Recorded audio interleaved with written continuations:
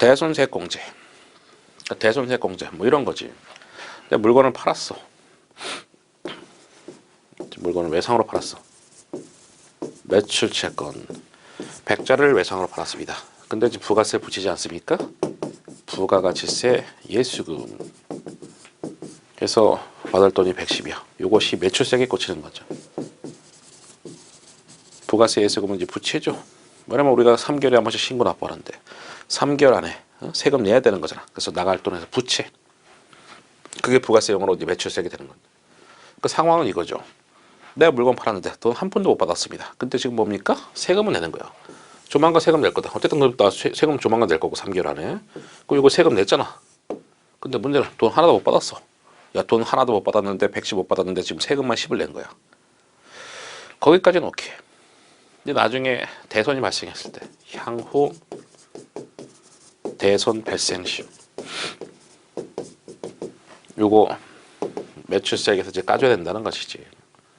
그래서 이것은 매출세액에서 차감해줘야 되겠다. 차감해줌.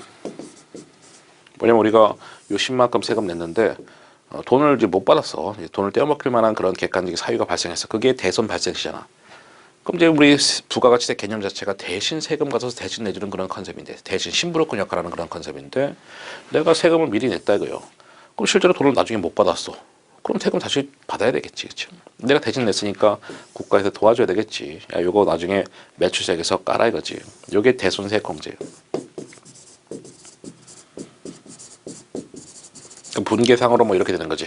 대손 발생 시의 회계상지 분계는 채권 날리고 대손 생겼을 때 뭐 참고사항이죠. 그리고 이게 뭐 대손 충당금이 있으면 대손 충당금이고, 없으면은 뭐 대손 상각비고, 배. 그리고 이것을 까는 거지. 이렇게 부가세 예수금. 낼 세금이고 실제로 세금 냈겠죠. 그럼 이걸 부채에서 차감, 부채에서 차감, 세금에서 이제 빼주겠다는 겁니다. 그것이 매출세액 차감 대손세액 공제. 그러니까 여기가 대손세액 공제 컨셉이 되는 거지. 이 부분이. 분기는 다 참고고요. 아니 이게 매출세액 차감이면은, 다시 이게 매출세액에 포함이면은 매출세액에서 차감이 된다라는 것이죠.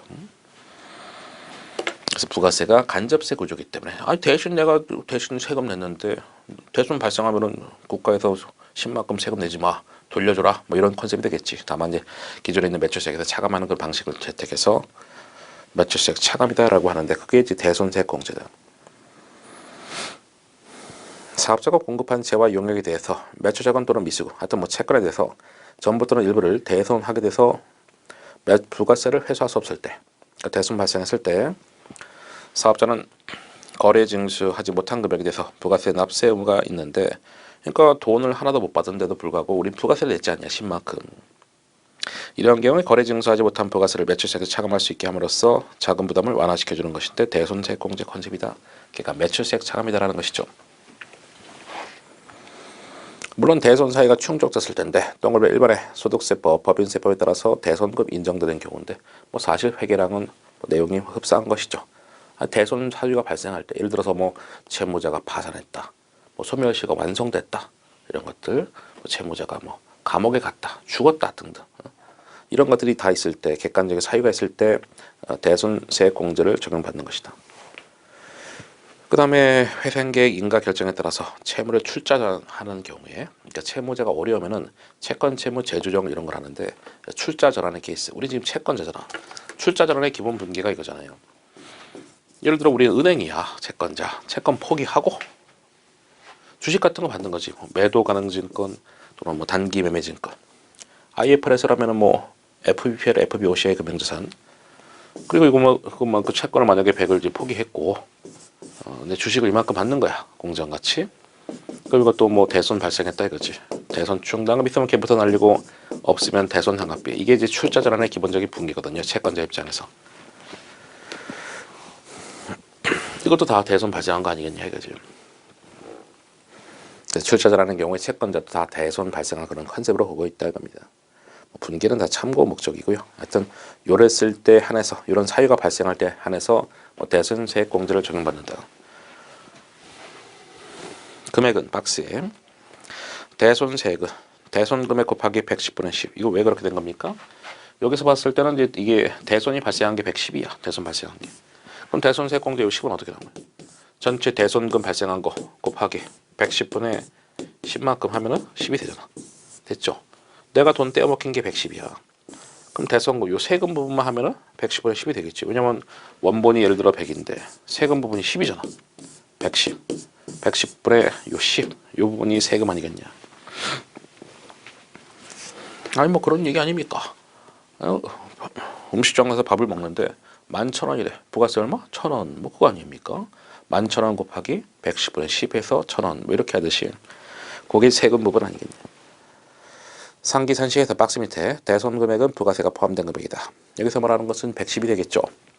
대손세공제는 공급일이 10년이 지난 날이 속하는 과세기한에 대한 확정신고기한까지 확정된 것을 하는다 해서 10년 기억하시고 확정신고 기억하시자. 대손세공제는요. 예정신고기한 때는 뭐 혜택 없다 이겁니다. 다시 말하면 대손세공제는 확정신고 기한에만 공제받을 수 있다. 매출세액 차감이 된다는 것입니다. 그냥 그렇게 정해놓은 거예요. 그리고 공급일로부터 뭐 5년 지난 후 이러면 틀린 거예요. 10년 지난 후. 공급일로부터 10년이 지난 날이 속하는 과세기 확정신고 기한까지. 그래서 뭐 시간을 넉넉히 주는 것이죠. 그래서 이제 10년 지나면은 대손세공제 못 받는다 이런 뜻이 되겠죠.